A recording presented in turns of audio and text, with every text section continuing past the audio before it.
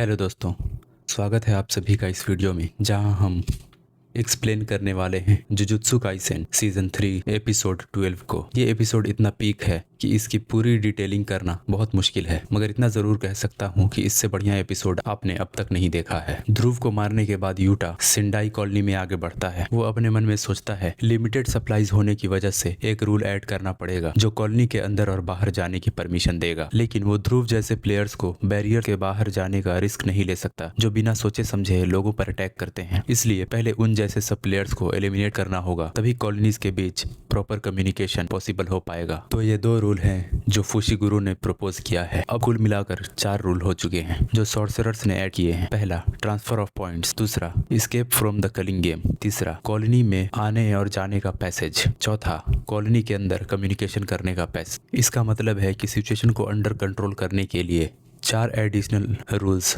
जोड़ने होंगे। सभी लोग बहुत थक चुके हैं, उन्होंने अपनी लिमिट से ज्यादा किया है, फिजिकली और इमोशनली भी। वो गोजो को याद करते हुए कहता है कि वो गोजो को अपने बेस्ट फ्रेंड को दोबारा मारने नहीं देगा क्योंकि वो खुद केंजाकू को मारेगा। वो कहता है कि वो 400 पॉइंट्स हासिल करके रहेगा। इस बीच वो कॉलोनी में फंसे लोगों को रेस्क्यू करके बाहर का रास्ता दिखाता है।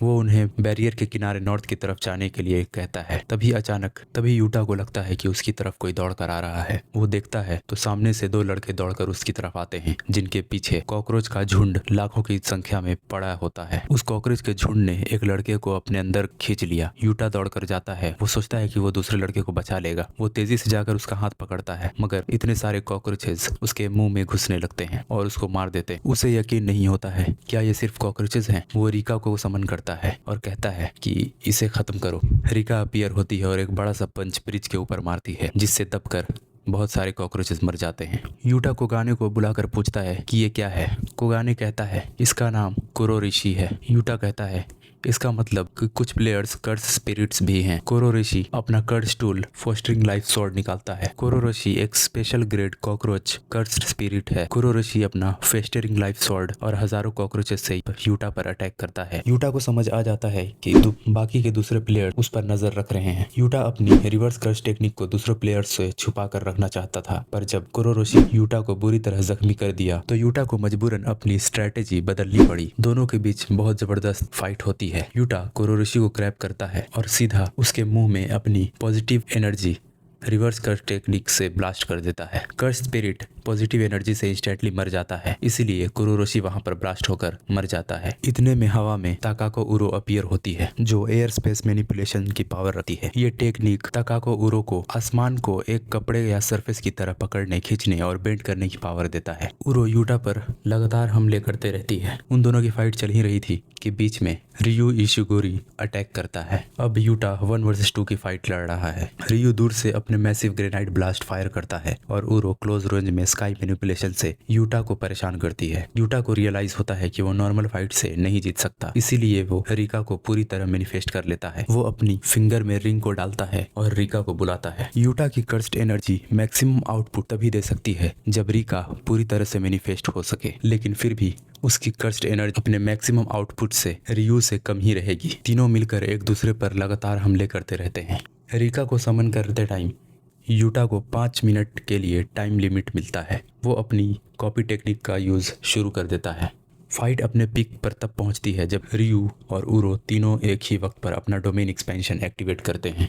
जैसे ही तीनों के डोमेन क्लैश होते हैं, वहाँ एक बड़ा ट्विस्ट आता है। कुरोरोशी मरा नहीं था, उसने मरने से पहले एक अंडा दे दिया था, जिससे एक नया कुरोरोशी तुरंत पैदा हो गया। वो नया कुरोरोशी बाहर से डोमेन बैरियर पर अटैक कर देता है, जिससे तीनों का डोमेन टूट जाता है। डोमेन टूटने के बाद उरो की टेक्निक थोड़ी देर के लिए डिसेबल हो जाती है। यूटा तुरंत इनुमाकी की कर्स स्पीच कॉपी करके उरो पर डोंट मूव जैसे शब्द यूज करता है। उरो फ्रीज हो जाती है और जमीन पर नीचे गिरने लगती है। तभी कुरोरोशी आकर उरो का एक हाथ काट देता है। इसके तुरंत बाद रियू अपना ग्रेनाइट ब्लास्ट फायर करता है, जो उरो को लगता है। उरो बुरी तरह जख्मी होकर फाइट से बाहर हो जाती है। उरो के बाहर होने के बाद बचे हुए तीनों यूटा, रियू और कुरोरोशी भिड़ते हैं। यूटा और रियू दोनों मिलकर लगभग एक ही वक्त पर कुरोरोशी को फाइनल ब्लोज मारते हैं। यूटा उसको फिजिकली डिस्ट्रॉय करता है और रियू उसे ब्लास्ट कर देता है। कुरोरोशी हमेशा के लिए खत्म हो जाता है।